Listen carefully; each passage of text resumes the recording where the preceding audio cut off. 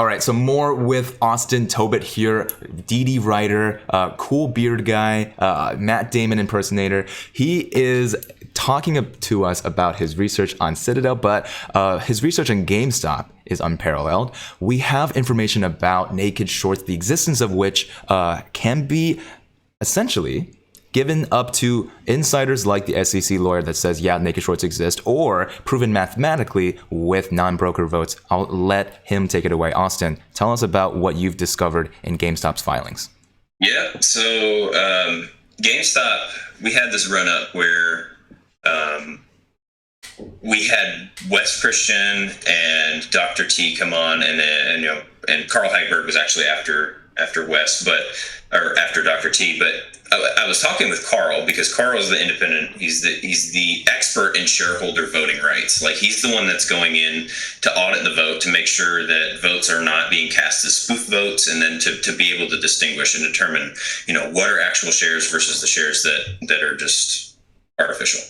And so from what he was saying, there are a large number of shareholders that will vote, but the vote won't be counted in the same way that a vote is counted for these routine voting matters, which are treated separately from non-routine matters. Non-routine matter votes are counted as non-broker votes. So if you're looking for evidence of naked short selling, the only way that you can get over 100% of the vote is if you have shorts that are being voted that don't exist. Okay. So go ahead. So I was just going to draw a visualization. So let's say that there's 100% here. All the red bar that I'm drawing here is all the shares that should exist.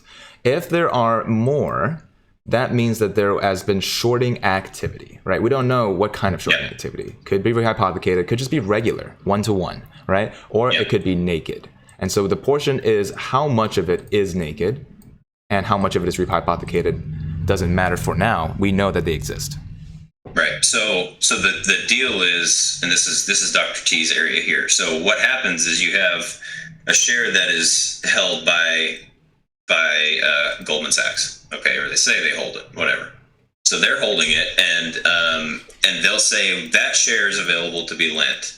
And so if someone is going to short it, let's just use Citadel. So Citadel comes out and they're like, hey, we need to borrow. They'll call Goldman Sachs and Goldman will say, we have 100,000 shares that we can lend you.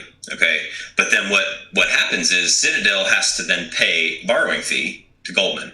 So Goldman will then collect that fee and and they won't give it to the shareholder that actually owns the share. They keep it for themselves.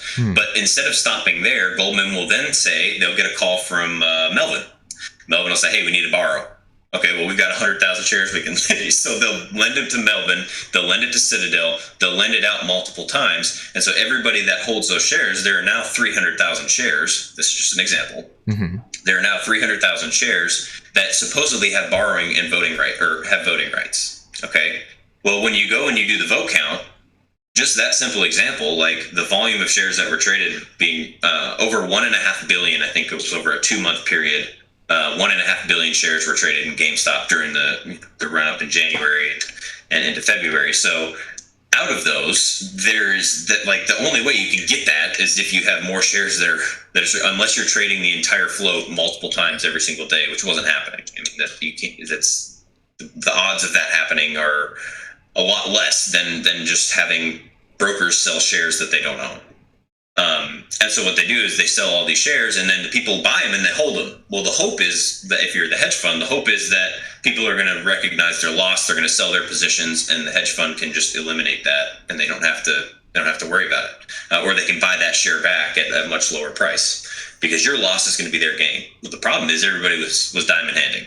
Right. And so that carried on through April, May, June, and up until April 15th when the vote came out. What Carl was saying, he was like, this is evidence as well, and his words along with mine. I wasn't the only one saying this, so his words along with mine were there is going to be hundreds of percentage higher of voter turnout because of the voter activation that we've had within the Reddit community, with the number of naked shorts and the number of shares that have been borrowed and that are now being voted on. On top of that, we had brokers like. You have eToro coming out that was letting people vote. You had T212 that was coming out and letting people vote. So we had brokers that were getting involved to allow people to vote that have never been allowed to vote before. Yeah, I believe that's the case that was happening, at least what the posts were talking about online. So you have all these new brokers that are allowing foreign investors to vote. We have more voter activation in the United States, and all of this is done on shares that should be held because people have been buying, not selling. So when you see the voter turnout be 47 million votes, and then the non-broker vote, which should represent the number of shares that are just artificially created but voted, when you see that be a fourth of what it was in 2020, come on, how does that make sense? So the theory there and the evidence would be there should be more shares that have been voted on, but we can't prove it. You can't get in there and you can't distinguish it one way or another. So that's what is this non-broker vote is boiling down to, which it should be a really good indication when you see like, oh yes, you had 130% of the total float. You had 130% of the total shares outstanding cast votes. Well, then there should be 30% of those shares should be like rehypothecated. The problem is they've never had this sort of situation where you're going to not only be like above 100%, but above multiple 100%. And so the incentive for them to do some backroom fixing, which Carl was also saying, it's very, very hard to fix a problem that big, but they've had months and months and months to do it and prepare for it, and they know that we've been looking for it. So I don't know. I don't believe the numbers that we're seeing. That's my personal opinion. So the final piece of why this is so compelling, and we're about to cover it in a second, right after I say, if you guys haven't yet appreciated Austin and press that like, I know there's people in this room that have not seen the math of the like counter equaling the people that are watching. So make sure that you do and comment out which one you are. As we go up to 2,000, we're going to see Meatball do a fun trick. Have you been watching the tricks on stream, Austin? Meatball has a couple of tricks up his sleeve. I've seen some, but it's been such a long time since I've been watching any streams, man. Oh, fair. So I'd like to see him. Well, we might be able to see it on this stream if you guys are going to go down and click that like. The question that makes this so compelling is that all of these non-broker votes were not a thing back in 2020, right? So this is why it's so important. Why do you think they did disqualify? What was the official reason that they disqualified those non-broker votes last time? So there was a contestant. They contested the vote last time. This is 100% Lori's area. Lourdes is one of our mods, and she was phenomenal in getting into this. She took a lot of heat in the very beginning for people saying like, she doesn't know what she's talking about, this and that. Well, I'm telling you right now, she went behind the scenes. She busted her ass for about 8 hours, and then came back with this like any question that I had, she was able to answer. So what happened in 2019 was. 2019, they allowed the broker non-vote to be included. 2020, they didn't include that because somebody contested the vote. There was somebody that was trying to place, and she knows the company name, but they were trying to place directors on the board, and so they needed to figure out what the actual vote was outside of the broker non-votes. So they did not include the broker non-votes in that meeting or in that year's filing. In 2020's results.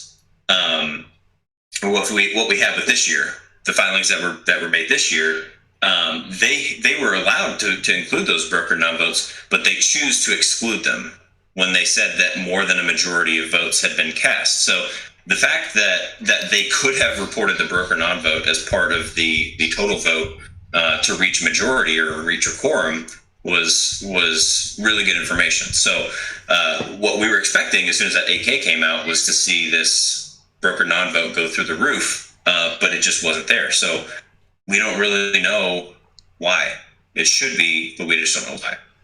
And when we do have Austin back on, we'll be able to have him update us, hopefully with some more PhDs, some more world-renowned researchers backing his side.